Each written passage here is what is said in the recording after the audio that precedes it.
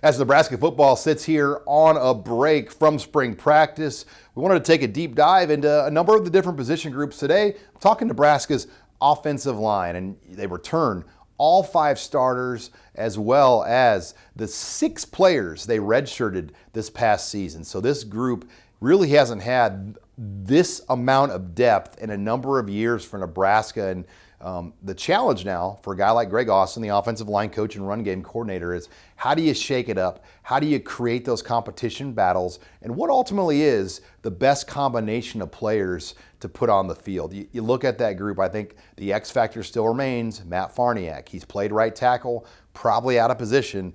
Today, right now, I think Nebraska would like to move Matt Farniok into that left guard spot to pave the way for a guy like the 6'9" Bryce Benhart out of Minnesota, the former 4-star top 100 recruit. There's high hopes for Benhart after redshirting that he can move into that mix.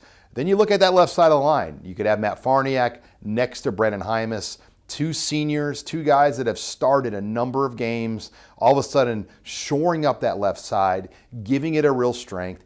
Cameron Jurgens at center, expected to make a big jump here in his second year as a starter. I think by the time the year ended, he got a lot better. I know he took a lot of heat early for the snap issues and just some of the things that went wrong, but I think the coaching staff felt like, hey, we're going to let this thing run its course because we do feel like Jurgens is far and away our best option for the center position, and I think you're going to see that pay off here in the coming years. Now it's that right side. We talked about Bryce Benhart at right tackle. What do you do at right guard? I think Bo Wilson, he returns as a multi-year starter. Trent Hickson started last year at left. He could play some right. But Ethan Piper, to me, is the wild card.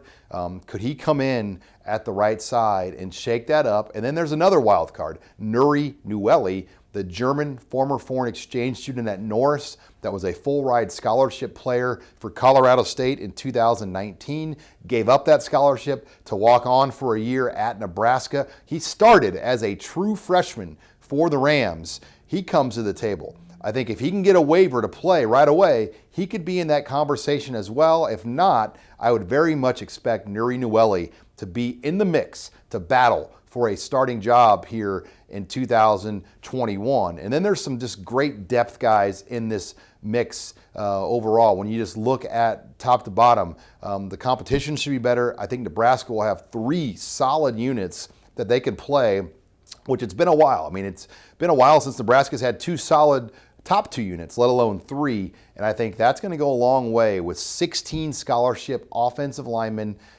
in that mix. You guys like Christian Gaylord returning, got a 6-year medical hardship. Brock Bando, a guy that's played a little bit of football for Nebraska as well.